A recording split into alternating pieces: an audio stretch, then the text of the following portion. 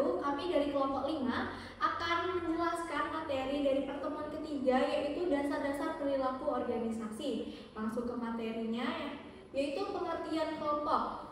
Dari sisi persepsi, kelompok merupakan kumpulan sejumlah orang yang saling berinteraksi satu sama lain, di mana masing-masing anggota menerima kesan atau persepsi dari anggota lain.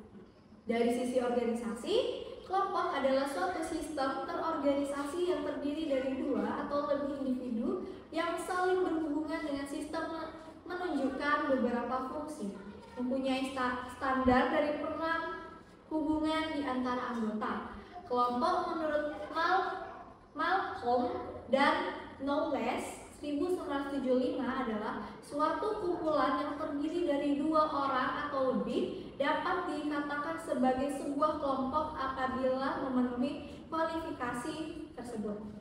Baik, materi selanjutnya yaitu ciri-ciri kelompok. Yang pertama, terdiri dari beberapa anggota. Contohnya terdiri dari dua orang atau lebih, berinteraksi satu sama lain, saling berbagi tujuan yang sama, melihat dari sebagai suatu kelompok, saling bergantung satu sama lain.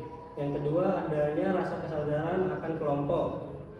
Contohnya kesadaran terhadap tujuan bersama, kesadaran sosial dalam komunitas. Yang ketiga, kesamaan tujuan. Itu merujuk pada ketika individu-individu dalam sebuah organisasi memiliki visi atau sasaran yang selaras sehingga mereka bekerja secara kolektif untuk mencapainya.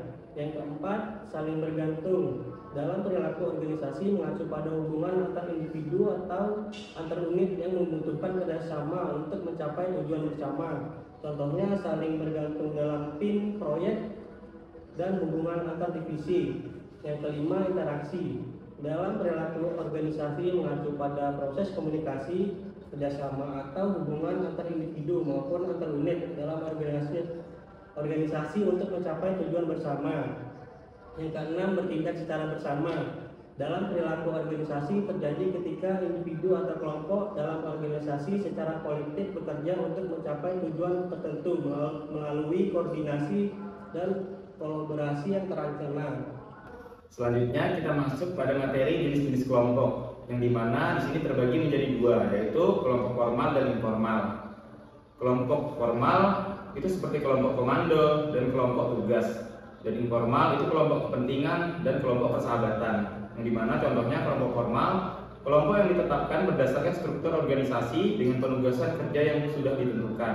Sedangkan informal, persekutuan yang tidak terstruktur secara formal dan tidak ditetapkan secara organisasi. Kelompok ini terbentuk secara alamiah dalam suasana kerja yang muncul sebagai tanggapan terhadap kebutuhan akan kontrak sosial.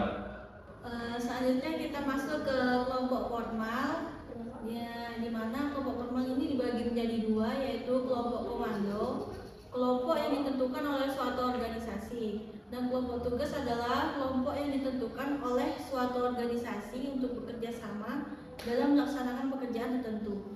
Contoh kelompok formal itu ada 1 perusahaan, 2 panitia kegiatan, 3 organisasi mahasiswa atau OSIS, 4 departemen pemerintah, 5 tim proyek. Selanjutnya adalah kelompok informal. Nah, kelompok informal ini dibagi lagi menjadi dua bagian, yaitu yang pertama adalah kelompok kepentingan dan yang kedua adalah kelompok persahabatan. Untuk kelompok kepentingan sendiri itu merupakan orang-orang yang bekerja sama untuk mencapai tujuan khusus dan yang menjadi perhatian masing-masing orang.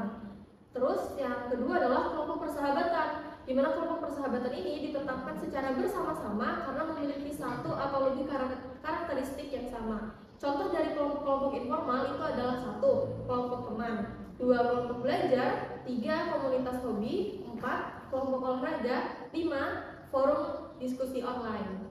Selanjutnya pembentukan kelompok model 5 tahap, yaitu ada per stage 1, stage 1 forming, stage 2 storming, stage 3 norming, stage 4 performing, dan stage 5 adjourning. Selanjutnya sumber daya kelompok ada 2, yaitu kemampuan dan karakteristik.